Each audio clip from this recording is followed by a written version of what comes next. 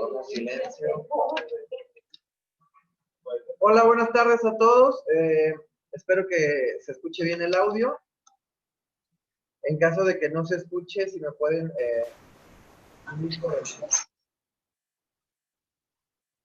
y si no, pues nos arrancamos. Tuvimos...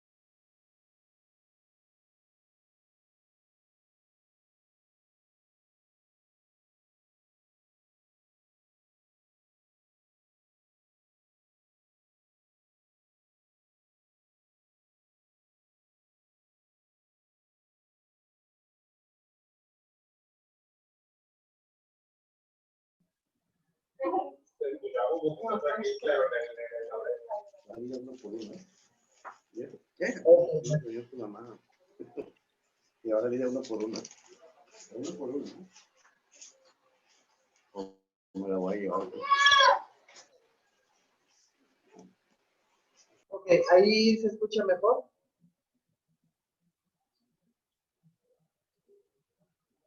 No.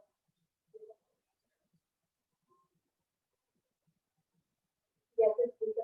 Ya se escucha, ok. Perfecto, bueno, lo vuelvo a repetir. Hoy vamos a, además del tema del taller familiar, les voy a dar al final de esta plática, de este taller, información acerca de dos eventos que está organizando Jayil Nacional. Una es un taller en conductas de riesgo y adicciones, y el otro evento que estamos planteando para el mes de octubre va a ser un congreso que vamos a realizar también aquí en la ciudad de Hermosillo. Hoy estamos transmitiendo desde la ciudad de Hermosillo, Sonora. Estamos dentro de las instalaciones de la clínica Jayil Hermosillo. Entonces, bueno, vamos a estar ya transmitiendo desde los diferentes centros para poder ir teniendo información que nos pueda servir, sobre todo para que ustedes también conozcan lo que estamos haciendo a nivel nacional, lo que estamos haciendo en los 4 centros de tratamiento, los 4 centros de rehabilitación, y que podamos obviamente pues, brindar una mejor información, brindarles más datos más específicos, que también vayan conociendo al equipo de los 4 centros, porque además, bueno, es un equipo bastante grande de terapeutas, de consejeros, de padrinos, quienes son los que nos van a estar apoyando sábado con sábado en la impartición de estos talleres familiares. El objetivo es que ustedes puedan recibir la información de primera mano, que ustedes puedan tener los datos sobre la enfermedad, los datos sobre la recuperación también, puedan estar directamente en contacto con nosotros para que podamos también brindarles una mejor atención. Entonces, sin más por el momento, pues bueno, me arranco un poquito con un poco de lo que hacemos nosotros dentro de Clínica Jayil Nacional. Les decía, somos 4 centros de tratamiento. Hay 3 en el estado de Sonora y 1 en el estado de Morelos, en Cuernavaca. Nuestros modelos de tratamiento van a ser muy parecidos en los 4 centros, justamente porque, bueno, tenemos un modelo propio que es el modelo Jayil, en el que los pacientes o los usuarios asisten a su recuperación y puede ser en un internamiento que puede durar entre 30, 60, 90 días o puede alargarse dependiendo de las condiciones de cada usuario.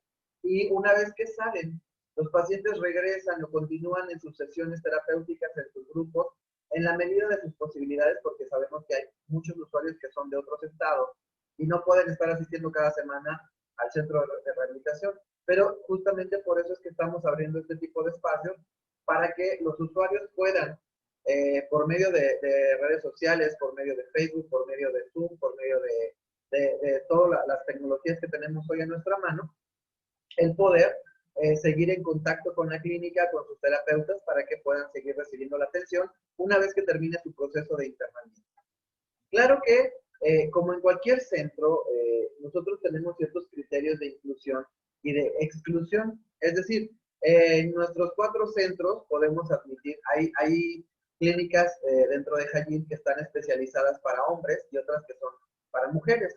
Entonces, obviamente podemos atender a una mayor cantidad de la población, pero sí también entendamos que hay ciertas situaciones en las que no podríamos nosotros incidir directamente en el tratamiento, puesto que ya escapa de nuestras posibilidades. Por ejemplo, tener pacientes que requieren un tratamiento de hospitalización. Nosotros brindamos una atención médica y psiquiátrica, pero no tenemos un espacio como tal, y que ya estamos gestionando eso, para brindar, por ejemplo, a tener un paciente que pueda estar en una cama, que pueda estar atendido las 24 horas por enfermeras y médicos, porque bueno, eso ya o sea, en este momento nosotros no lo podemos ofrecer, pero estamos justamente trabajando en eso. Otro punto son los talleres familiares, que son cada sábado. Antes de la pandemia eran de forma presencial, pero obviamente por toda esta nueva normalidad, ahora vamos a tener que hacer estos talleres de forma virtual por medio del Zoom, pero bueno, eso no impide que nosotros podamos seguir brindando la atención. Si bien es cierto, en este momento por la pandemia en algunos lugares, en algunas de las ciudades, todavía no podemos permitir las visitas familiares. Pero lo que se está haciendo actualmente es que podemos tener también esta interacción por medio de la computadora o del celular para que podamos también estar cerca de nuestros usuarios, de los familiares, y que podamos saber de primera mano, que ellos nos platiquen cómo se están sintiendo, qué está pasando, cuáles son sus dudas, y que también ustedes puedan platicar con ellos. Aquí, además de brindarles la psicoterapia individual, tenemos un equipo de psicólogos, de consejeros, de padrinos, de personas que están capacitadas para brindar una atención especializada. Eso no quiere decir que solamente estemos trabajando con usuarios y con sus familias. Si, por ejemplo, ustedes conocen personas que requieren la atención psicológica, a lo mejor no es un adicto, ¿no? No es un problema de adicción, a lo mejor es un problema familiar, es un problema de pareja, es una terapia individual que no tiene nada que ver con adicciones. Nosotros también podemos recibirlos o podemos brindar la atención por medio de las redes para poder también atender a este tipo de casos. Es decir, contamos con un equipo especializado que puede intervenir en muchos de estos casos, aunque no necesariamente tengan que ver con adicción a sustancias. Claro, nuestro objetivo central es la rehabilitación en adicciones y la reinserción social del usuario adicto. Pero eso no quiere decir que no podamos trabajar con otro tipo de problemáticas emocionales. También hay, en otro de los puntos que quería platicar con ustedes, hay días que son especiales para que ustedes puedan llamar al centro de rehabilitación con los encargados de cada uno de los centros para poder pedir informes. Y les decía por último, esto de las visitas, pues en este momento en algunas de las ciudades no es posible por la pandemia. No es posible que los podamos recibir. Ya aquí, por ejemplo, en la ciudad de Hermosillo ya estamos en semáforo amarillo. Por lo tanto, vamos a poder ya programar algunas sesiones, pero en días muy específicos y en horarios muy específicos para que no haya demasiadas personas ajenas a la institución que puedan entrar, con todas las medidas de prevención que nos está pidiendo Salud Vital. ¿Ok? Bueno, esa era la información que por el momento les quería dar.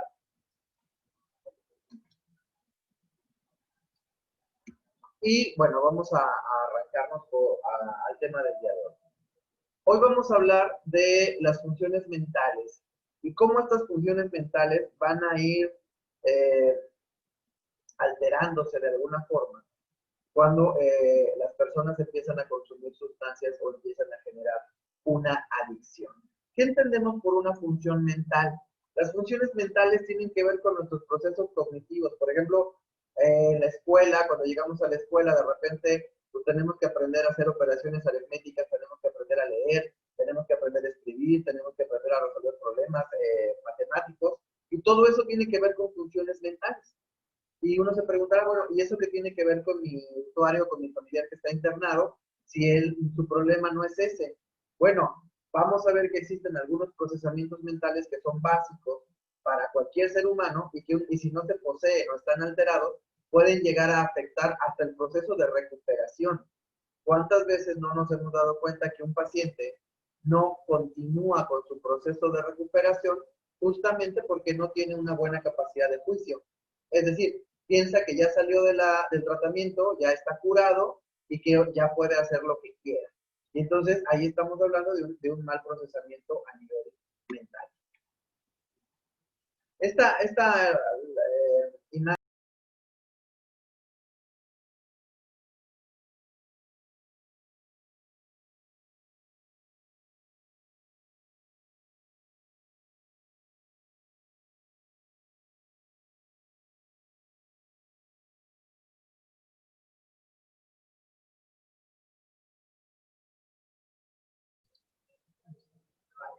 ¿Me escuchan otra vez? Se nos fue el internet por un momentito. A ver. Quítame el audio. Sí. No sé.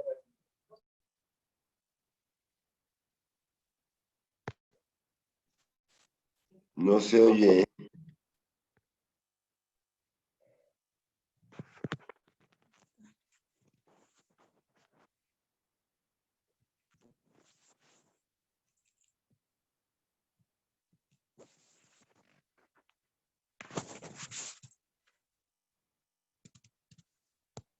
Ok, ¿ya me escuchan? Sí, ya se escucha. Perfecto, muchas gracias. Se me fue el internet. Continuamos. Hablábamos un poquito de que esta imagen ya la habíamos visto en otras presentaciones. A mí me gusta mucho ponerla justamente porque define muy bien lo que es una adicción. Adicto, bueno, la adicción viene del latín adictus, que era una persona que era morosa, es decir, pedía algo prestado, como por ejemplo dinero o alguna cosa, y entonces no pagaba, y dentro de las leyes romanas, el adicto, el sujeto que le debía a una persona, se convertía en esclavo de la persona a la que le debía el dinero. Entonces de ahí viene el concepto de adicción, justamente porque el adicto se vuelve esclavo de la sustancia. Al principio cree que él la controla, que él puede manejar la sustancia, que él la compra, que él la consigue, que él es dueño de la droga. Pero con el paso del tiempo, la droga se vuelve su amo, la droga se vuelve el dueño de la voluntad y de la vida del adicto. Entonces, obviamente, la definición me parece la más concreta y la más explícita, puesto que un adicto es un esclavo. Pero, ¿quién no en este momento es un esclavo de algo? Yo diría que todos tenemos un poco de adictos, todos tenemos unas conductas adictivas. Aquí podemos diferenciar, por ejemplo, la farmacodependencia, que es lo que generalmente nosotros pensamos que es un adicto. Es una persona que solamente consume drogas, ya sea legales o ilegales, ¿sí? Pero también existen otros tipos de adicción que no tienen nada que ver con las drogas, sino tiene que ver con situaciones. Como por ejemplo, hay personas que son adictas al juego. Hay personas que son adictas por ejemplo, en la actualidad tenemos a los adolescentes que son adictos al celular. Todo el tiempo están pegados al celular, no los podemos quitar de ahí para nada porque están jugando, están metidos en redes sociales, están chateando. Es más, hasta en la escuela esconden el celular y discretamente lo sacan para ver quién les escribió, qué están publicando, o sea, qué es lo actual en el mundo de los adolescentes. Y no solo jóvenes, también tenemos adultos que están ya muy metidos en las redes sociales y eso también le podemos llamar una adicción. A los videojuegos, por ejemplo, hay adolescentes que pueden estar hasta 12 horas sentados frente a la televisión jugando videojuegos. Y eso también ya estamos hablando de una conducta que ya se salió de la normalidad, es decir, un niño de estos que juega al Xbox o al Wii se vuelve esclavo de estos aparatos, porque deja de comer, deja de ir al baño, deja de salir a la escuela, deja de convivir con personas, deja de salir al parque, porque tiene que estar atado o esclavizado a este tipo de situación. También tenemos, por ejemplo, la adicción a la violencia.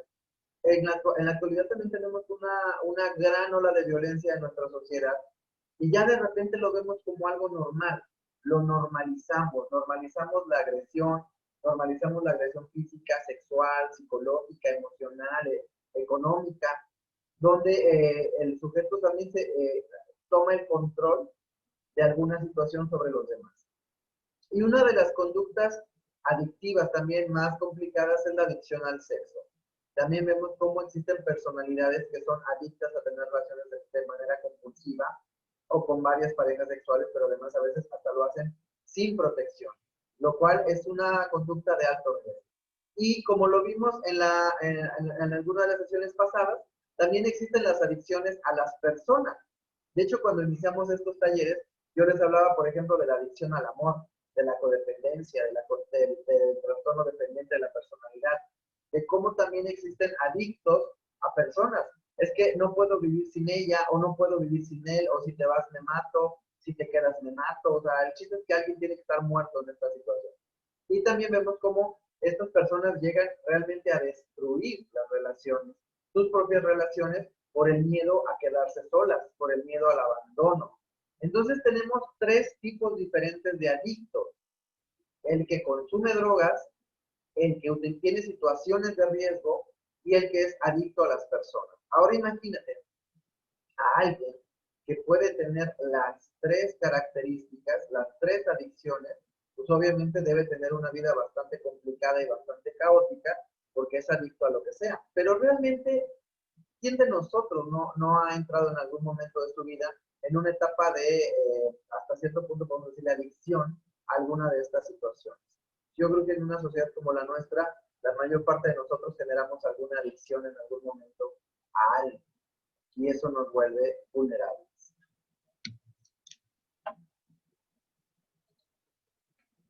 Ok. Ya entrando en el campo de las adicciones, podemos decir que la adicción se define como un trastorno crónico y recurrente, caracterizado por la búsqueda y el consumo compulsivo de la droga, a pesar de sus consecuencias negativas. Es decir, el adicto sabe que lo que está haciendo está mal, o sea, le está dañándole el organismo. Yo de repente les pregunto a los usuarios, bueno, ¿cuántos de aquí fuman? ¿No? Y todos fuman. ¿Y cuántos de aquí saben que fumar causa cáncer? Ojo, no es que fumar puede ser una causa de cáncer, no, fumar causa cáncer. Y lo saben, y sin embargo lo continúan haciendo. Entonces, ahí nos damos cuenta de que el sujeto que consume una sustancia muchas veces es consciente de los efectos negativos que esto le puede causar al organismo. Y aún así lo continúa haciendo. Entonces, todas las drogas que se consumen en exceso producen una activación del sistema de recompensa cerebral, que ahorita vamos a ver qué es, que está implicado directamente en el refuerzo del comportamiento y en la producción de recuerdos. Aquí hay un concepto que es el sistema de recompensa cerebral. Sistema de recompensa. Nosotros, como mamíferos, contamos con un sistema nervioso bastante desarrollado, es decir, un cerebro bastante desarrollado.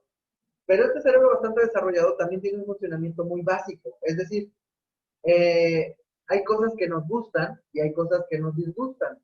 Obviamente, siempre vamos a intentar hacer o tener acciones o actividades que nos generen un cierto placer. Nuestro cerebro se va entrenando. Por ejemplo, de repente el niño cuando es pequeñito, tú le das a probar una serie de comidas y de repente el niño va a decir cuáles son para él más agradables y cuáles son desagradables. Y entonces con el tiempo va a aprender, por ejemplo, que no le gusta comer cebolla cruda, pero que le gusta el pollito deshebrado o la sopa. Entonces ahí el propio cerebro va identificando cuáles comidas le van a generar ciertas sensaciones de placer o cuáles comidas le van a generar repulsión, ¿no? Por ejemplo, a mí me choca el hígado, o sea, desde el olor y pero bueno, hay personas que por su propio proceso evolutivo han ido como aprendiendo que hay ciertas comidas que son más agradables que otras. El cerebro va generando recuerdos agradables y recuerdos desagradables. Por ejemplo, yo me acuerdo que una vez en mi casa compraron una bolsa gigante de cheto y yo me la comí en una tarde toda. Entonces, en la noche obviamente pues estaba yo con vómito y diarrea y fiebre a todo lo que da. Y después pregúntame qué pasaba cuando yo olía los chetos. Me daba asco. ¿Por qué? Porque mi cerebro almacenó un recuerdo displacentero de ese evento. Y entonces lo que hace mi cerebro es protegerme. O sea, dice, a ver, los chetos te hacen daño, no comas chetos. Entonces aparece una sensación de desagrado en el cuerpo. Es una respuesta biológica. ¿Qué pasa entonces con las drogas? Ahorita lo vamos a ir viendo. Un sistema de recompensa es un centro en el sistema nervioso central, en el cerebro, que obedece a estímulos específicos y naturales. Por ejemplo, no sé si has visto, pero además es como una cuestión meramente biológica. A los bebés les gusta que los avienten, ¿no? Les causa como mucha risa. Los avientas, los estás cargando y los sueltas y el niño empieza a reírse. O de repente el niño está distraído y tú te vas acercando por atrás, que no te escuche, y vas de puntitas y de repente le dices, ¡buh! ¿Qué hace el bebé? ¿Se enoja? No. ¿Llora? No. ¿Qué hace el bebé? Se ríe, porque ese evento para él le causa mucha gracia. Ahora tú intentas hacerle esto a una persona adulta, te acercas por atrás y de repente le picas las costillas, bueno, te va a decir hasta lo que te vas a morir. Eso ya es un aprendizaje social. Algo que en algún momento te parecía agradable, con el paso del tiempo se vuelve desagradable. Entonces, el cerebro se encarga de regular. ¿Y cómo regula estas sensaciones del exterior? A través de ciertas sustancias químicas. Nuestro cerebro posee algunas sustancias que nos ayudan a generar estas sensaciones de placer o de displacer. A estas sustancias se le conoce con el nombre de neurotransmisores. Entonces, el cerebro produce neurotransmisores que permiten que el individuo desarrolle conductas aprendidas que pueden responder a hechos placenteros o displacenteros. Es decir, si el evento me produce placer, mi cerebro produce ciertos químicos, ciertos neurotransmisores. Si mi cuerpo siente displacer, el cerebro va a empezar a producir otro tipo de neurotransmisor.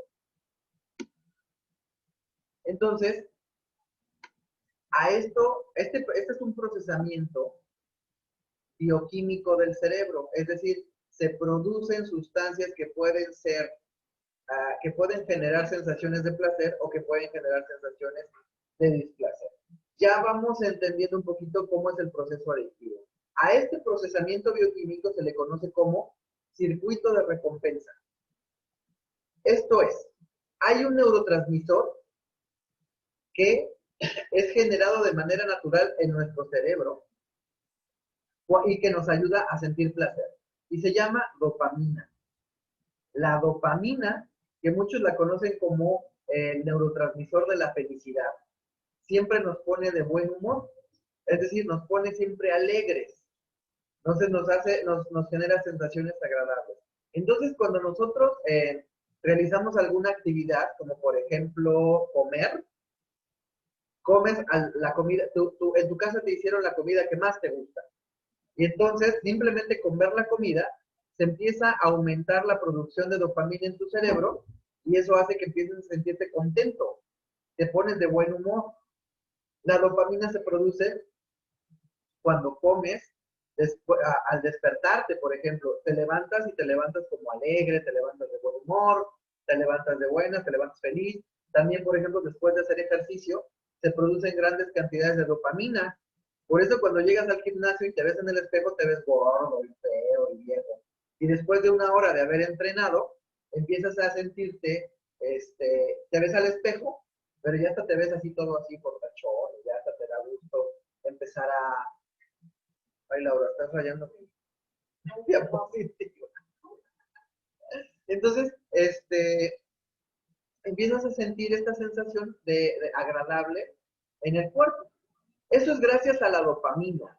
La dopamina se va acumulando en el sistema nervioso y esto incrementa la sensación de placer. Por lo tanto, mi cerebro, cuando vuelvo a comer mis enchiladas favoritas, vuelve a experimentar la misma sensación placentera de la última vez que lo hice. Y entonces a eso se le conoce como el circuito de recompensa. Si vemos esta imagen, nosotros nos vamos a dar cuenta que el circuito de recompensa tiene tres centros específicos. Primero, tiene que ver con las partes internas del cerebro, las partes de más adentro de nuestro cerebro, que es, por ejemplo, el tegmentum cerebral, el área más profunda de nuestro cerebro donde se producen estos neurotransmisores. Luego estos neurotransmisores viajan hacia nuestro núcleo accumbens, donde se acumulan, y de ahí se lanza una bomba de dopamina por todo el cerebro, que es lo que genera esa sensación de placer. Y eso se va a mandar primero al córtex prefrontal y ahorita vamos a profundizar un poquito en esto, pero se manda a todo el cerebro, a todo el sistema nervioso y entonces yo empiezo a generar una sensación muy placentera. Es como, por ejemplo, cuando te enamoras. Cuando tú te enamoras, empiezas a tener esta sensación, aquí lo ponía en la imagen, ¿no? Empiezas a producir dopamina. Ves a la persona que te gusta, inmediatamente tu cerebro se llena de dopamina y empiezas a tener esa sensación agradable, ¿no? Desde que estás pensando que ya se van a ver, ¿no? Ya hicieron una cita, se van a quedar de ver en tal lado, tú llegas temprano y ya estás emocionado porque ya va a llegar y la vas a ver y empiezas como a ponerte como todo eufórico y de repente la ves llegar y pues claro, toda la dopamina está a todo lo que da y entonces te sientes muy, muy bien por esta sensación dopaminérgica. Entonces, digo, no les voy a matar la ilusión, o sea, realmente el enamoramiento solo es una producción de dopamina en el cerebro, pero bueno, y se puede bloquear, o sea, te puedes desenamorar con ciertas sustancias químicas, pero bueno, no nos metamos en rollos más profundos. El chiste está en que hay ciertas situaciones en las que uno va generando esta sensación de placer. Ahora vamos a la parte complicada. ¿Qué pasa con las drogas? Las drogas generan un reforzamiento de nuestro circuito de recompensa. Es decir, las sustancias que nosotros introducimos en nuestro organismo también nos hacen producir este tipo de químicos en el cerebro. Cuando tú consumes una droga por primera vez, esa experiencia va a marcarte para el resto de tus consumos. Si fue una experiencia desagradable, probablemente, porque a muchos nos pasó de repente, es que probé la marihuana, pero me sentí muy mal y ya nunca más la volví a consumir. Bueno, el cómo te sentiste o el cómo te hizo sentir la droga ayudó mucho a que pudieras generar una adicción o no, si te gustó la sensación o no te gustó. Hay algunos que dicen, es que probé cocaína, pero no sentí nada. O no me gusta el sabor de la cocaína en la garganta.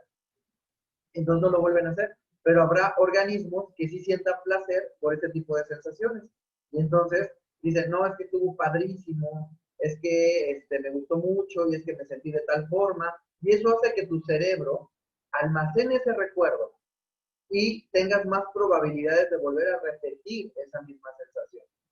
¿Qué es lo que pasa con la mayor parte de las situaciones? Si me gusta la comida de tal restaurante, pues entonces quiero repetir la sensación y cuando pueda voy a volver a ir a ese mismo lugar y voy a poder pedir el mismo platillo para poder revivir la sensación anterior. Eso es exactamente lo que pasa con las sustancias. Yo tengo una sensación agradable por el consumo y eso hace que quiera volver a repetir la experiencia. ¿Hasta aquí hay preguntas? Este circuito de recompensa, les decía, lo que hace es que se incrementan los niveles de dopamina ante el consumo de alguna droga. Es como una copia de las sensaciones, producto de un evento que naturalmente lo hace en nuestro cerebro para mantener la supervivencia. Es decir, el niño está jugando de repente con algún objeto metálico y de repente ve el enchufe de la luz. ¿Qué pasa? ¿No? Ahí está viendo y está probando y de repente lo mete, pero no lo mete muy profundo y no pasa nada. Llega la mamá y la mamá le dice, no metas eso en el enchufe porque te va a dar toques. Ah, bueno, el niño se hace un ladito, poquito, y de repente otra vez regresa y vuelve a intentarlo y la mamá lo vuelve a regañar. Va a llegar un momento en que va a hacerlo y le va a dar un toque. Y es ahí cuando ya no lo va a volver a hacer, porque ya le generó una sensación desagradable. Entonces, así es un poco como el aprendizaje. Difícilmente nosotros tenemos un aprendizaje por experiencia de otros. Es decir, eso se llama aprendizaje vicario. Tú aprendes cuando ves que a otra persona le pasa, ¿no? Si tú ves que tu hermano llegó tarde se fue de pinta y lo cacharon los papás y le pegaron y lo dejaron llorando y lo dejaron todo morado, pues a veces puedes aprender que no debes hacer lo mismo, pero difícilmente tenemos ese tipo de procesamiento cognitivo. Lo que pasa es que a veces lo tenemos que vivir en carne propia y hasta que no nos pasa es cuando entendemos que no lo debemos hacer. Y eso pasa justamente con el consumo de sustancias.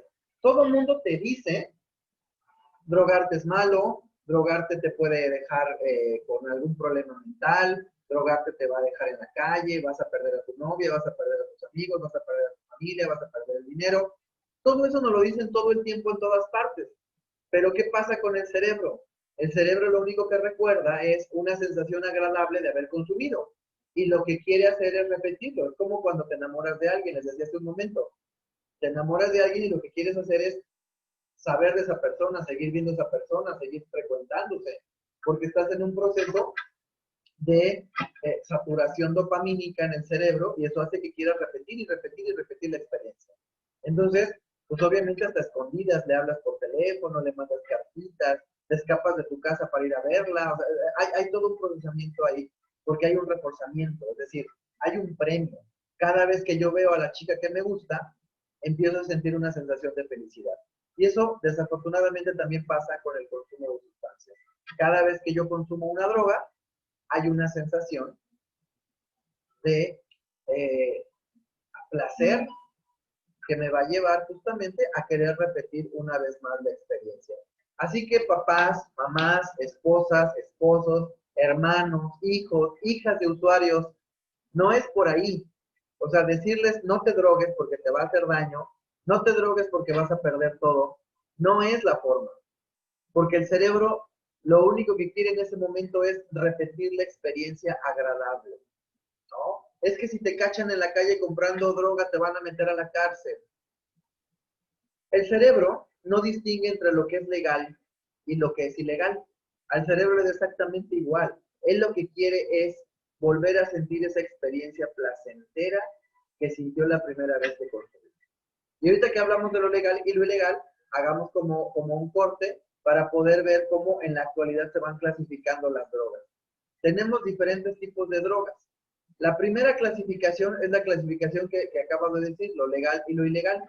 Hay algunas drogas que son permitidas legalmente y otras que no. Por ejemplo, alcohol, tabaco, café, chocolate son permitidas. Dicen, ¿el chocolate es droga? Claro, el chocolate es una droga y es una droga muy potente, pero es legal. Pero como a mí me gusta el chocolate, no vamos a hablar del chocolate. Digamos que el chocolate no es una droga, es perfectamente saludable para el consumo humano. Pero hablemos, por ejemplo, de tabaco y alcohol. Muchas veces escuchamos que los usuarios en las clínicas nos dicen, pero el tabaco mata más millones de personas que la marihuana, ¿no? Y estos que viven enamorados de la marihuana, que dicen, en la Universidad de Harvard se hizo un estudio donde se comprobó que la marihuana no es nociva para el sistema, o sea, te avientan un choro mareador. Hasta cierto punto tienen razón. Claro que hay más muertos por consumo de tabaco que por consumo de marihuana, por una razón muy sencilla, porque el tabaco es legal. Es decir, hay más personas que consumen tabaco que personas que consumen marihuana. Eso hace que la diferencia sea impresionante. Fumar marihuana también provoca cáncer, pero la población que consume marihuana es muy baja. La gente que consume tabaco es mucha y por eso tenemos más casos de muertos de cáncer por tabaco que por marihuana, no porque una sea mejor que la otra. El alcohol también es un proceso, es una sustancia legal, pero esto no, se preguntarán, ¿por qué entonces el alcohol y el tabaco son legales y la marihuana y la cocaína no?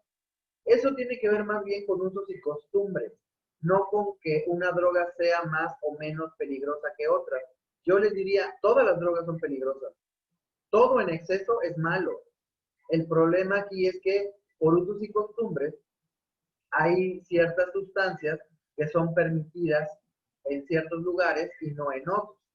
Por ejemplo, aquí apenas que me llevaron a pasear a Zaguaro o a no sé dónde, a un lugar, no, serio, nos dieron bacanora, que es un alcohol típico de aquí de Sonora. Cada población tiene sus propios licores. Y tú vas, por ejemplo, a una comunidad, vas a una casa, y en muchos lugares, en lugar de ofrecerte agua, te ofrecen alcohol. Y además es una grosería el no aceptarlo, porque es una falta de respeto a la casa, a la familia que vive en esa casa. Entonces, muchas veces, no es que el alcohol sea menos grave, menos nocivo que otro tipo de drogas. Simplemente que por usos y costumbres, culturalmente hablando, se ha probado, se ha usado mucho más el alcohol que otro tipo de sustancias. Ahora vemos, por ejemplo, que hay drogas que se están volviendo también pseudo legales por usos y costumbres, como es el caso de la marihuana, ¿no? Actualmente, pues ya una gran cantidad de jóvenes y adultos están consumiendo marihuana de manera cotidiana y entonces ya se está volviendo como algo natural. En mis tiempos, mi mamá me amenazaba diciéndome, es que si no te callas o no te portas bien, va a venir el marihuano y te va a llevar, ¿no? Y ya de adulto, pues que me lleve, pues es mi cuate, ¿no? Ya lo conozco. Pero antes, la imagen de una persona que consumía marihuana era un hombre malo que andaba en la calle, que era un vago, o que era un soldado que había desertado el ejército y que se robaba a los niños y que era peligroso. Había muy poca información acerca del consumo de esta sustancia, pero hoy ya se popularizó su uso y eso hace que una gran cantidad de personas en nuestro país estén consumiendo esta droga de manera cotidiana. Hay sustancias que sí tienen un grado de peligrosidad mayor. Esa es, digamos que esa es la primera clasificación. La segunda clasificación tiene que ver con los efectos. Y ahí sí podemos diferenciar tres tipos de sustancias. Las que son estimulantes, las que te dan para arriba. Por ejemplo, el tabaco, por ejemplo, da para arriba. La cocaína, la piedra, las metanfetaminas.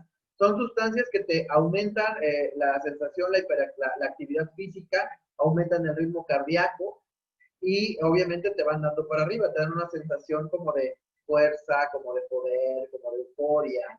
Y los chicos las usan justamente para poder elevar su estado de ánimo. Y están las drogas contrarias, como por ejemplo los depresores. Tenemos el principal depresor del sistema nervioso, que es el alcohol. Estas sustancias te van dando para abajo, ¿no? Hasta que llega un momento en que te producen sueño y te duermen, como el caso del alcohol o las benzodiazepinas.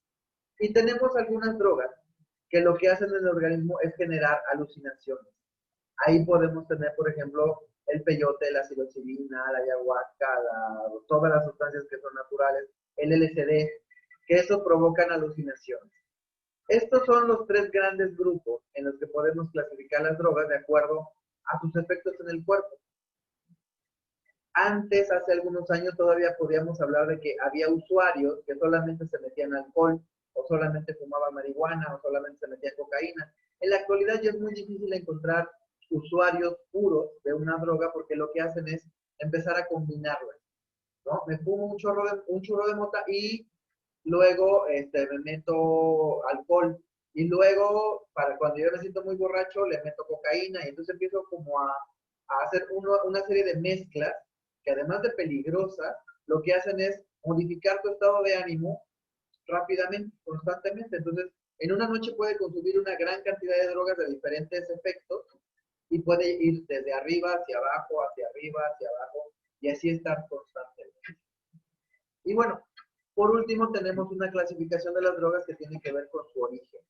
Aquí podemos hablar de las drogas que son naturales, que también ya podríamos ponerlo entre comillas, porque en realidad muchas de las drogas que eran naturales ya no lo son tanto. Tenemos el caso de la marihuana.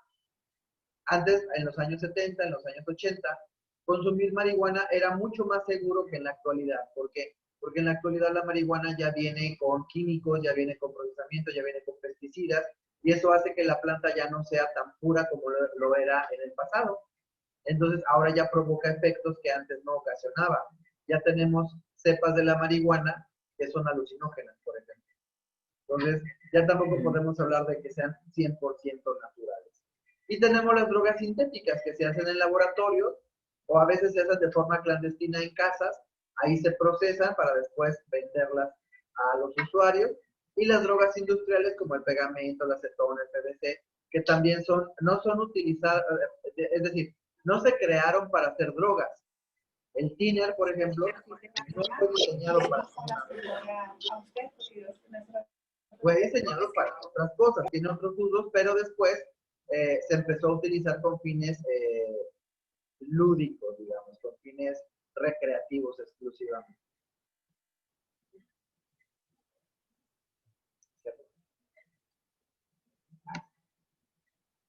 Ok, entonces nos preguntamos.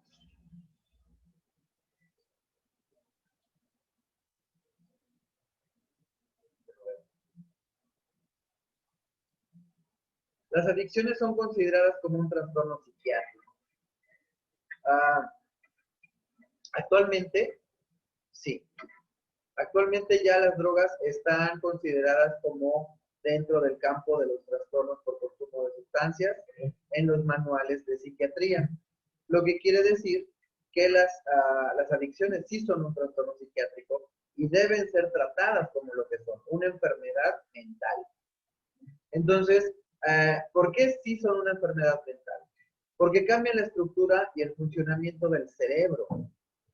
Estos cambios pueden ser permanentes o pueden durar mucho tiempo. De repente vemos cómo hay chicos que consumen alucinógenos y cuando llegan al tratamiento llegan muy mal, llegan alucinando, llegan con delirios, los están persiguiendo, sienten que tienen insectos en la piel o los tienen por dentro de la piel, empiezan a pensar que hay un satélite que los está espiando y que sabe lo que están pensando y que les está mandando señales telepáticamente para que hagan cosas.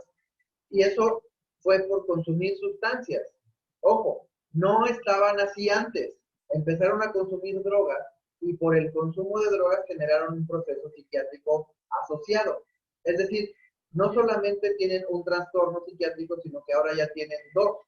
A eso nosotros le llamamos comorbilidad psiquiátrica. La comorbilidad es la presencia de dos o más enfermedades en un organismo, que nos puede pasar a todos. Por ejemplo, o sea, yo puedo tener diarrea y además puedo tener migraña. Puedo tener varias enfermedades en el cuerpo. Así puede pasar con los trastornos mentales. Puedo tener dos o más. Por ejemplo, los adictos, los trastornos más comunes que pueden presentar son ansiedad o depresión. No solamente llegan por consumo, también llegan con cuadros depresivos o cuadros ansiógenos. Entonces, debemos dejar de pensar que el adicto es una persona débil o es una persona mala, o como lo decían antes, ¿no? Es que es un vicioso. Creíamos, porque no conocíamos mucho la enfermedad, que la persona que se drogaba era un vicioso y que lo podía dejar cuando él quisiera. Y hoy sabemos que no es así. Que hay una serie de cosas que nos pueden ocurrir que impiden que una persona pueda dejar de consumir. Factores biológicos, pero también factores sociales o factores familiares.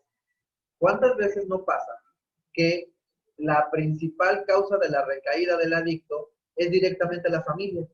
Es la familia quien lleva el alcohol a la casa, ¿no? Es la familia quien lo lleva por primera vez, salió del internamiento y lo llevan a la fiesta de 15 años donde va a haber alcohol.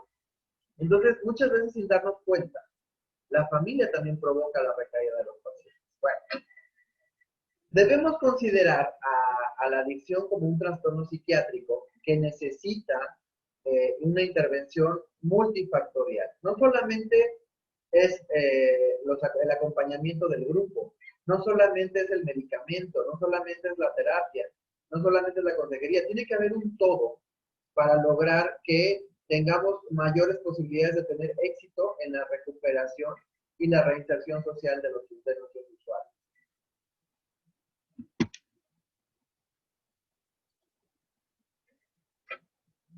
Ok, ¿hasta aquí hay preguntas? Perfecto. Bueno, vamos a ver ahora cuáles son los factores que pueden llevar a las personas a consumir sustancias. Sabemos que existen miles de situaciones por las que una persona puede consumir, pero ¿cuáles serán estos factores los más importantes o los más recurrentes en los usuarios por los que consumen? Tenemos, por ejemplo, los factores psicosociales, los factores psíquicos, como pueden ser la depresión, que les decía hace un momento, o la ansiedad. Vemos que de repente el chico en la adolescencia era como demasiado tímido, tendía a estar más o menos melancólico y de repente empieza a beber alcohol. Y el alcohol hace que el chico que era tímido empieza a volverse extrovertido. Una vez que empieza a beber alcohol, se vuelve más alegre, se vuelve, cuenta chistes, platica, le habla a las chicas, las saca a bailar, las invita a salir, y empieza a hacer cosas que antes no hacía. Y entonces el alcohol se vuelve un lubricante social. El alcohol se vuelve una solución a su problema de baja autoestima, por ejemplo. Y eso genera mayores posibilidades de que este chico se vuelva adicto al alcohol, se vuelva alcohólico. Y eso pasa con casi todas las sustancias. Son escogidas por una razón, porque solucionan un problema inmediato, ¿no? Lo pasa también en el caso de los chicos que son hiperactivos. Estos chicos están todo el tiempo arriba, abajo, van, vienen, entran, salen, ya nadie los aguanta. Y la marihuana lo que hace es que los calma. Obviamente, hay mayores probabilidades de que un chico hiperactivo se enganche con la marihuana, porque la marihuana le genera una sensación de tranquilidad, le soluciona un problema. Bueno, hay factores sociales dentro de los factores psicosociales como las circunstancias del consumo. No todos consumen la primera vez porque quieren. Algunos consumen justamente porque se sienten presionados por el grupo de amigos para poder consumir. No, es que si no consumes eres marica. Entonces, pues entonces ahí voy y fumo porque si no voy a ser marica. Entonces empiezan a generar situaciones de presión social que los lleva al consumo. También tiene mucho que ver el abuso. Tanto abuso físico, no me refiero solo al abuso sexual, sino al abuso físico. Muchos de los chicos han vivido situaciones de maltrato extremo y eso hace que se refugien en las drogas. Y, bueno, la presión social. También tenemos los factores genéticos. Sí existe, aunque no se ha comprobado como tal, pero sí existe una predisposición hacia el consumo, que no tiene que ver con que lo vas a heredar a tus hijos, no, sino con que existe una cierta vulnerabilidad. Como por ejemplo, es mucho más probable que un chico se vuelva alcohólico si tiene padres o familiares que también son alcohólicos. No porque se lo herede, no porque exista un gen alcohólico, simplemente porque el chico aprende, ve desde que es muy pequeño, que en su casa es normal que se consume el alcohol. Entonces, cuando hay una historia familiar de adicción, entonces hay mayores probabilidades de que exista el consumo. También tenemos otra que es la falta de control de los impulsos, que lo vamos a ir viendo un poquito más adelante. Algún trastorno de la personalidad que se puede ir presentando en el desarrollo o alguna respuesta patológica al estrés. Cuando tienes mucho trabajo o cuando acabas de tener una experiencia fuerte, lo que tú quieres es algo que te relaje. Y entonces te tomas una copa y eso te relaja, te tomas un trago, una cerveza y eso te tranquiliza momentáneamente. Ya, pero la bronca es que el nivel de estrés no baja y entonces el consumo empieza a aumentar. Y bueno, y también tenemos los factores propios de la droga. Como el inicio de consumo, hay un estímulo de nuestro sistema de recompensa, que ya vimos lo que hace que yo quiera volver a experimentar una y otra vez la misma sensación agradable y placentera que sentía cuando consumí por primera vez. También está la mantención, que es una tolerancia y una dependencia. Por ejemplo, la tolerancia a una sustancia es que yo pueda consumir cada vez una mayor cantidad de droga para conseguir el efecto inicial. Al principio, con 2 cervezas ya estaba yo cantando y bailando y vomitando.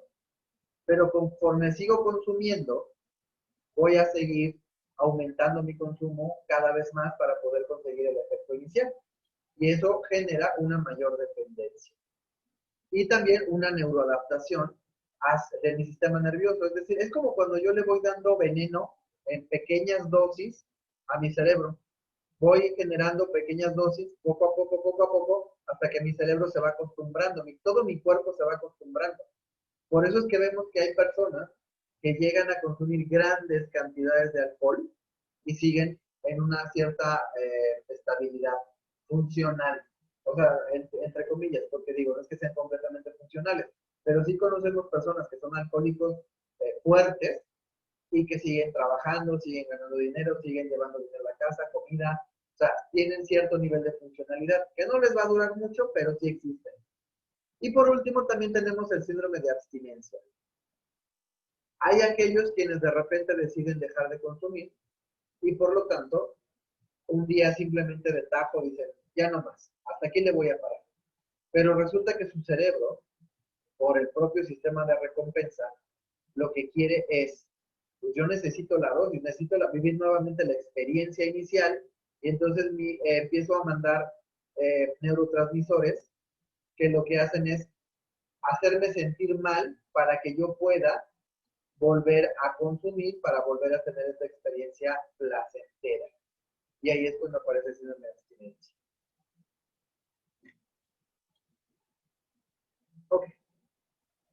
Uno de los factores de riesgo más importantes es la propia adolescencia. La adolescencia en sí es un factor de riesgo. ¿Por qué? Porque es un periodo de la vida donde hay muchos cambios, por ejemplo, los cambios biológicos. Hay una bomba de hormonas que empieza a segregarse por todo el cuerpo, lo cual empieza a generar cambios en el organismo y entonces hace que el adolescente sea como una montaña rusa de emociones, va de arriba a abajo, de arriba a abajo, que a veces no cambia en la etapa adulta, también sigue manteniéndose así. Pero en la mayor parte de los casos es al inicio de la adolescencia cuando vienen los cambios más bruscos a nivel emocional y a nivel físico. También existen factores socioemocionales que afectan. Tú los ves que de repente están de buen humor, se despiertan de buenas, luego ya están enojados, luego ya no quieren hablar con nadie, se encierran en el cuarto, se pelean con los hermanos, están haciendo pleito, al rato ya están llorando. O sea, sí hay cambios muy fuertes, sobre todo en esta etapa, porque el adolescente tiene que decidir muchas cosas. La más importante, diría yo, a nivel cognitivo es, ¿a qué me voy a dedicar el resto de mi vida? ¿En qué voy a trabajar? ¿Qué voy a estudiar? ¿Qué voy a hacer? ¿Me voy a casar? ¿Me voy a ir de mojado? ¿Voy a hacer una ingeniería? Tiene que tomar decisiones muy importantes y hay demasiada presión sobre lo que es la adolescencia y la juventud. ¿Por qué? Porque en la actualidad tenemos estereotipos muy marcados de lo que debe ser un joven o un adolescente. Si tú ves, por ejemplo, las telenovelas o las series que se ven ahora en la televisión, la mayor parte de los protagonistas, si no es que todos, son jóvenes y son jóvenes exitosos. Son jóvenes que a cierta edad ya tienen una casa, ya tienen un coche, ya tienen una pareja, ya tienen todo, y entonces son muy felices. Y eso es lo que les estamos vendiendo a nuestros adolescentes y jóvenes como lo que es un estándar ideal. Ellos tienen que lograr alcanzar ese nivel. Y obviamente, pues eso solamente le pasa a unos cuantos en una economía como la nuestra. Pero la mayor parte de los adolescentes ni van a tener a los 20 años una casa, y mucho menos un coche, y mucho menos una pareja. Y entonces lo que estamos haciendo es enfrentarlos y que choquen directamente con la realidad. Y eso los frustra. Por eso es un factor de riesgo. Y también tenemos los factores cognitivos, los factores mentales. ¿Cómo está funcionando mi cerebro? No, no todos los cerebros funcionan de la misma manera. Hay muchos factores que van a influir en que una persona desarrolle ciertas habilidades y otra no. Muchos de estos factores tienen que ver con el exterior. Son factores externos. No es lo mismo nacer en una colonia popular con padres que no terminaron la primaria que nacer en una zona residencial con padres que tienen una profesión. Las probabilidades de que alguno de estos dos chicos tenga una carrera universitaria van a depender no nada más de su esfuerzo, van a depender también del contexto en el que se desenvuelve. Y no estoy diciendo que los chicos que no tienen recursos no puedan acceder a la educación. Sí pueden y lo hacen, pero es mucho más fácil en algunos casos si tú tienes un contexto que te está apoyando para que estudies. Si todo el tiempo te están diciendo, ve a la escuela, yo te apoyo, termina una carrera, es mucho más fácil cuando tienes ese apoyo que cuando tienes que trabajar todo el tiempo para poder mantener a tu familia. Entonces, esto hace que los adolescentes, con todas estas presiones sociales, se empiecen a exponer a situaciones de riesgo, como el consumo de sustancias. También que tener una búsqueda constante de lo novedoso, porque además eso les atrae. Salen los tenis de tal marca que son nuevos y que los usa tal deportista y yo los quiero. Y pueden costar 2,000 o 3,000 pesos y los chicos van ahorrando hasta que logran comprárselos. Pero si les dices, hay un libro de tal que cuesta 1,500 pesos, no lo compran porque no es un producto novedoso, no es algo que les llame la atención. Y eso hace que muchas veces no haya una adecuada valoración de los factores sociales. Es decir, tuvimos una etapa cuando iniciaron las redes sociales, donde antes de Facebook, donde antes de Instagram y de Twitter, estaba YouTube. Y entonces empezaron a salir una serie de chicos que empezaron a abrir sus canales y empezaron a ser famosos. ¿Qué hacían estos chicos? ¿Hablaban de filosofía? ¿Hablaban de economía? No, hacían pura tontería. Salían mostrando su vida, mostrando sus amigos, haciendo bobadas, contando chistes. Y de repente Estos chicos empezaron a monetizar sus tonterías y se volvieron ricos. Muchos de ellos no terminaron la escuela y son millonarios. ¿Por qué? Porque les pagan por cada reproducción que estamos haciendo en el YouTube. Y entonces generamos una nueva fantasía de que es muy fácil conseguir mucho dinero y hacerte millonario sin terminar una carrera. Lo decíamos en un taller pasado, ¿no? Vemos las telenovelas. Es la chica pobre que se enamora del rico, se casa con él y entonces se vuelve rica y poderosa. Y esa es la mayor parte de la temática de todas las telenovelas.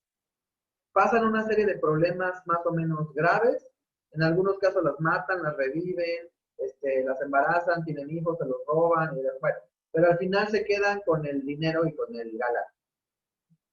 Porque yo les decía la vez pasada, ¿por qué no hay una novela donde la chica pobre se paga la escuela, tiene un trabajo de medio tiempo, consigue un trabajo, consigue un crédito, se compra una casa, va a la universidad, obtiene una maestría, tiene un mejor trabajo y logra tener cierta estabilidad emocional y económica? Sería muy padre, sería muy realista, pero ¿qué creen? Eso no vende. Eso no es emocionante para los jóvenes, ¿no? Lo emocionante es que conozcas al sugar daddy, que conozcas a la sugar mommy, que te va a mantener, que te va a comprar lo que tú quieras y que te va a llevar de paseo, en lugar de esforzarte por trabajar. Entonces, estamos generando una población adolescente y joven que ya no está valorando el esfuerzo como antes, porque hoy el dinero, según ellos, se obtiene mucho más fácil cuando subes un video a YouTube y te vuelves famoso. Entonces todos quieren ser youtubers, todos quieren ser raperos y además son malos porque no saben escribir, no saben rimar las palabras, no conocen el idioma y entonces empiezan a hacer puras porquerías, pero bueno, son muy pocos los que lo logran y también tenemos muchos ejemplos muy claros de gente que no tiene estudios y es famoso y canta y dice puras tonteras, pero bueno, eso es lo que los jóvenes hoy están consumiendo y es lo que les estamos vendiendo.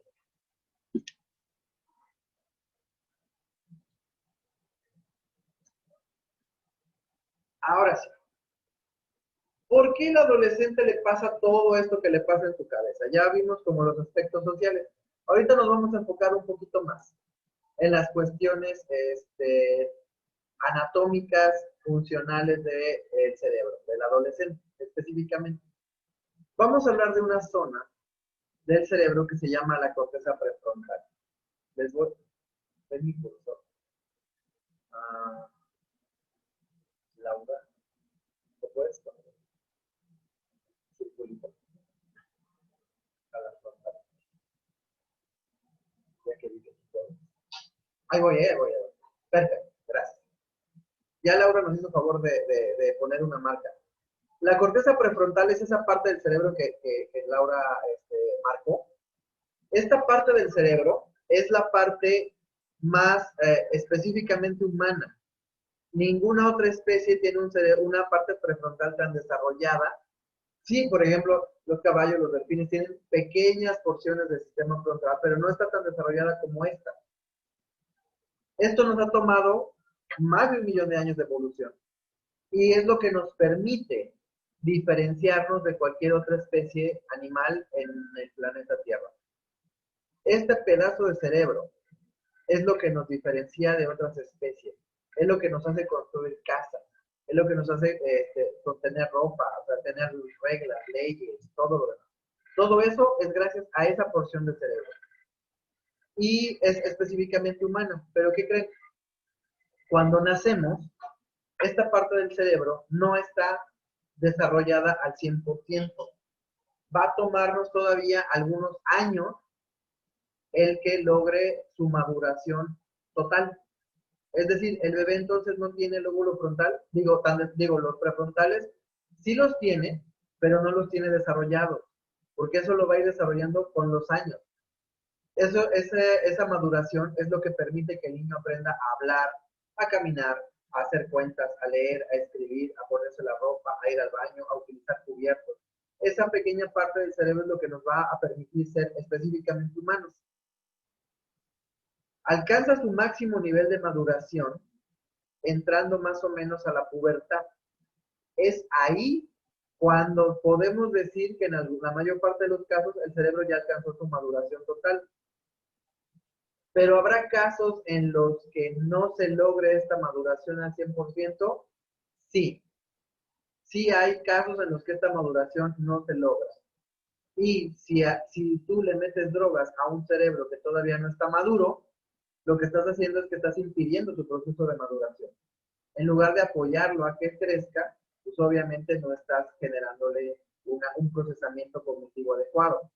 ¿Cómo pasa esto? No sé por qué si lo han visto. De repente existen mamás, por poner un ejemplo, pero puede ser también el papá, que el niño empieza a hablar, empieza a balbucear, quiere decir algo, inmediatamente la mamá le dice, ¿quieres agua? Ahorita voy, te traigo tu agua. Y no permite que el niño exprese lo que quiere decir. ¿Por qué lo tiene que hacer? Pues porque el niño está aprendiendo. Tiene que esforzar su cerebro para que esta parte del cerebro madure. Si yo le resuelvo todo, si yo le doy todo, si yo le acerco todo, el menor no va a tener la necesidad de esforzar su cerebro para poder aprender. Y a veces, muchas veces socialmente lo que hacemos es eso. Los estamos incapacitando porque no les permitimos que se esfuercen. Y eso puede ocasionar que nuestro cerebro no madure de una forma adecuada. Es decir, va a alcanzar su máximo nivel de desarrollo, pero una cosa es el nivel anatómico y la otra cosa es el nivel funcional. Es decir, todos tenemos cerebro, aunque a veces parezca que no, pero no todos alcanzamos ese nivel de maduración, ¿no? Si yo no voy a la escuela y no aprendo a leer y escribir, mi sistema nervioso va a funcionar distinto en ciertos aspectos que el de una persona que sabe leer y escribir. Es decir, tenemos que ir forzando ciertas capacidades mentales para lograr un óptimo nivel de desarrollo. Entonces, la corteza prefrontal es la que nos permite evaluar situaciones, si estoy en peligro o si no estoy en peligro. Tomar buenas decisiones también. Vemos, por ejemplo, que un niño puede tener un alacrán ahí cerca y puede jugar con él, porque no tiene conciencia de que eso lo puede matar. Tiene que aprender, no que le pique, ¿no? Pero que tenemos que generar el procesamiento para que entienda que le puede hacer daño. Y va a ser el lóbulo frontal que se va a encargar de hacer ese análisis de las situaciones de peligro y las que no son de peligro. Para tomar decisiones también, para controlar las emociones. Los bebés, por ejemplo, son un claro ejemplo de mal procesamiento emocional. El bebé llora y empieza a gritar y empieza a dar berridos. No puede regular su llanto. Simplemente algo no le gusta y llora, porque su cerebro todavía no está lo suficientemente maduro para regular esas explosiones emocionales o temperamentales. Pero ¿qué pasa de repente con un adicto que tiene ya unos 2, 3 años de consumo? Hace el mismo berrinche que un bebé de 3 o 4 años. ¿Por qué? Porque hay una afectación en su sistema nervioso. Ya no regula adecuadamente sus emociones. Bueno, todo esto llevado a través de unos procesos denominados funciones ejecutivas. Ahorita les voy a explicar qué es eso. Aún no se encuentran completamente desarrolladas durante la adolescencia. Durante la adolescencia, es más probable que el consumo de drogas perturbe la función cerebral en las zonas que son críticas para nuestro sistema nervioso y nuestro procesamiento, como por ejemplo la motivación. Les pongo nuevamente el caso de marihuana y motivación. Un chico que está consumiendo marihuana desde hace varios meses, ¿cuál es el primer cambio que notan los papás? Que el chico ya no se levanta, ya no camina igual, ya camina arrastrando los pies. Ya le preguntas, ¿cómo estás? Bien. ¿Cómo te fue hoy? Bien. ¿No? No platica nada, se vuelven planos.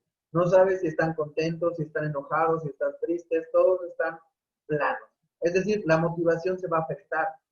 También la memoria. Esto yo creo que todos lo hemos vivido con nuestros familiares adictos. Oye, vete a la tienda rápido, me traes 1 kilo de azúcar, me compras unas papas, le dices al de la tienda que le voy a quedar a deber 5 pesos y que al rato paso a dejárselos. Y de ahí quiero que vayas a la tintorería y que vayas por la ropa de tu papá y le pagas con el billete de 200 y ya me traes el cambio. Y el chavito se queda en pausa. No tiene idea de lo que le dijiste. Su proceso de memoria ya es bastante malo.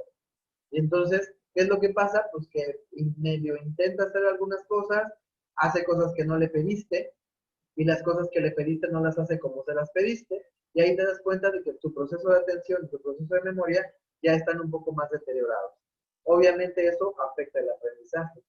Tú los ves que de repente no sabes cómo llegaron a la prepa, porque no saben leer ni escribir, pero siguen ahí en este proceso y no aprenden nada. Y uno de los temas más importantes es el juicio.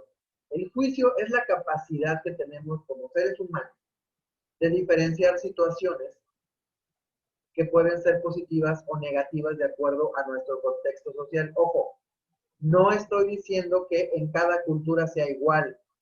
Hay culturas que determinan que ciertas cosas son buenas y otras malas.